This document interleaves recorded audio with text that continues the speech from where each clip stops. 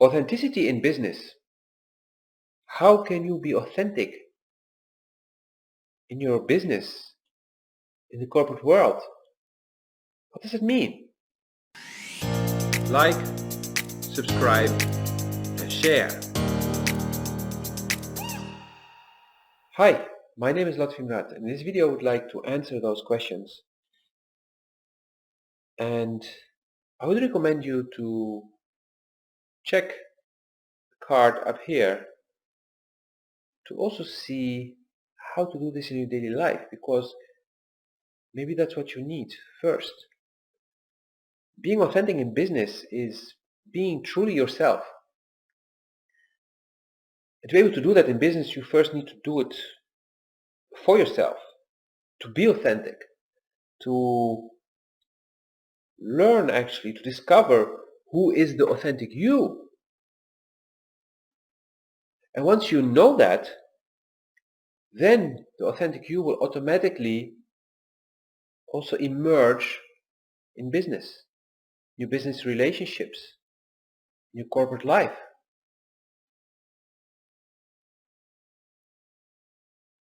So check that video, start there. And if you've already done this, and you feel like, yeah, in my daily life, I myself, I do what I like, but in business, I cannot. It's so difficult. It's unaccepted. It's strange. People look at me. People judge me. They don't understand. Well, okay, fair enough. I've gone through that. I was literally standing with my 2 feet each on one side of the line. One being life, daily life, private life, and one being corporate world. I didn't feel good. And then they started to slide away. And as I'm not Jean-Claude Van Damme, I cannot go 180 degrees like this with my legs. I mean, my jeans would not manage, but my body also would be like, no, painful. So I had to act. And so one day I just decided, like, I will just be myself also in the corporate world. And when I decided that, people didn't laugh at me. Yeah, because back then I was mainly into energy work, healing. You could call it Reiki or energizing with your hand, whatever you call it. I was doing that, and also using intuition and channeling and feeling, and so that was my core business. So entering a company that was in the research business, supplying laboratories of large universities, high schools, standalone laboratories. Yeah, that was not really matching, because it was the mind people and I was the heart. So I was scared. But the day I decided, like, no, I would just be. Nobody laughed at me. Some people understood what I was talking about, some people didn't. So some of those who didn't simply asked, like, how does it work then? How?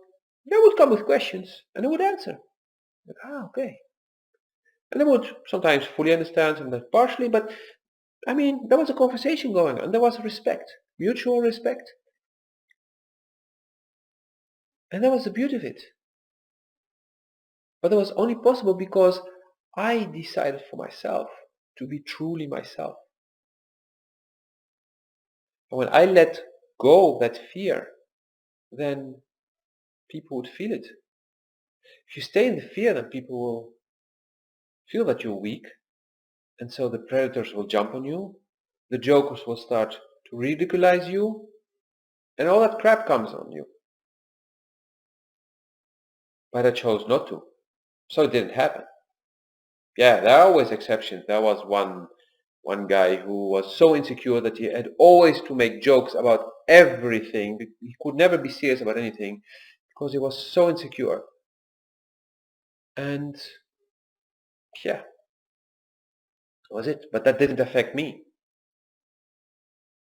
Actually, and this, you can click the card now or see in the description a video about how or what are the different kind of roles we can play in somebody's life. And so I really had to kick him in the balls. I literally told him one day, like, hey, I'm done with your crap. It's not funny. It's just annoying. It's you projecting your insecurity on others, just trying to make them feel bad so you can feel a little bit less bad. And it's useless. It's not working with me. It's just annoying. And I would really appreciate if for once you would be true to yourself and be honest. He completely shut down and never spoke to me ever after that. And we still worked on the same floor for half a year. It was his choice. I was probably the first in a long time to tell him, okay, stop that crap, because I could see straight through all his bullshit. He was a nice guy, but yeah, it's not my job to keep eating people's shit when they keep just throwing it around. And other people didn't have the balls to say it. I did. And it was also me being me. The true me is saying what I feel when I feel it. And not be afraid. And yes, the first few times when I would say sometimes something would just come out from here. I would go, oh, what did I say? Also doing business meetings, doing trainings, workshops. But then people would look at me like, you're so right. Or thank you for pointing that out. Or whatever. It was always positive. Except for one time. The person didn't say anything, but then went and complained to somebody else how I could say that one thing. And then years later, the person actually grew. What I said was to that person, which is a dear friend of mine, clearly you didn't suffer enough yet.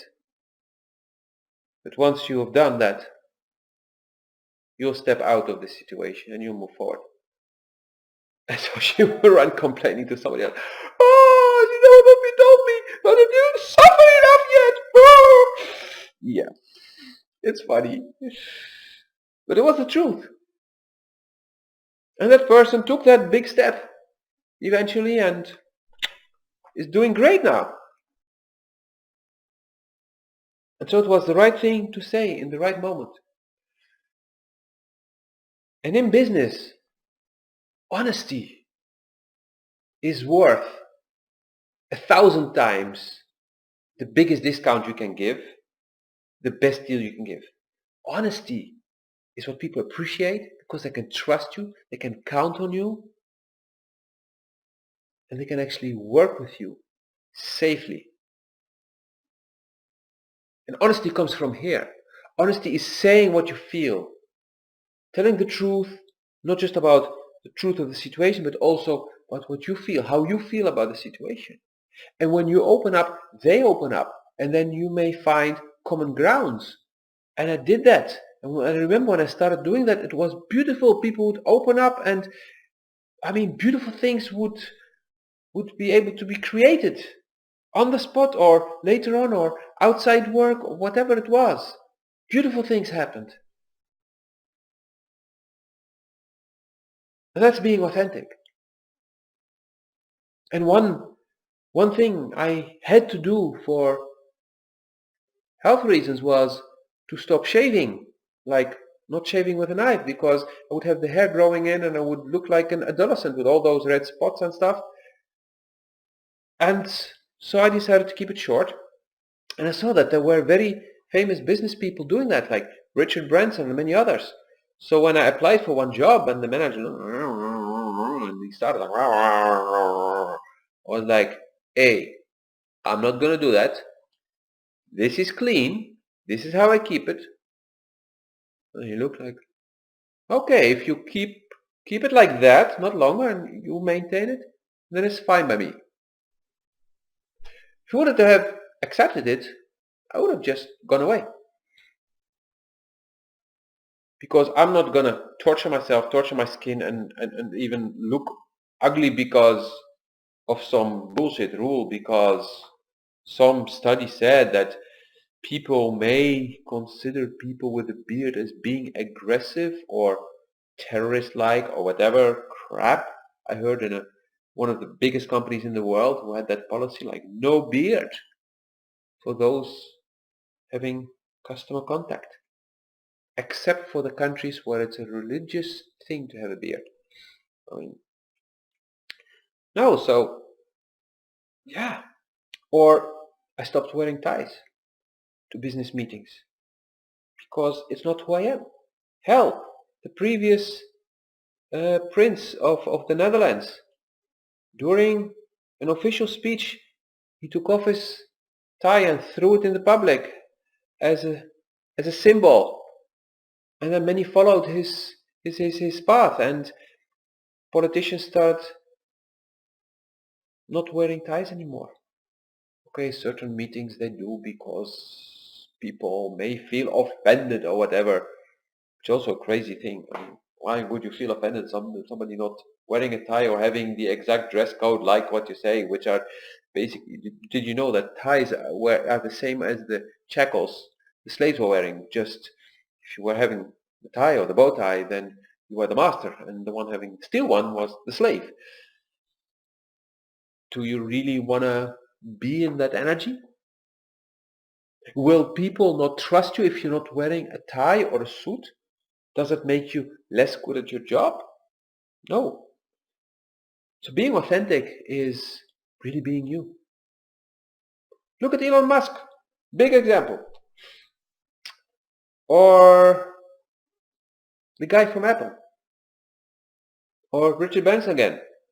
People are super successful. And they didn't reach that level of success because they were wearing a suit and a tie. They were themselves. Or they still are themselves. They're being authentic. So if you feel that you need help to materialize this, to learn how to be authentic, to build the courage to be authentic, then contact me. And I'll teach you how you can do this. I will give you the tools, help you discover the best tools for you to grow stronger, to grow in here, to open it so you can be fully authentic and be very successful.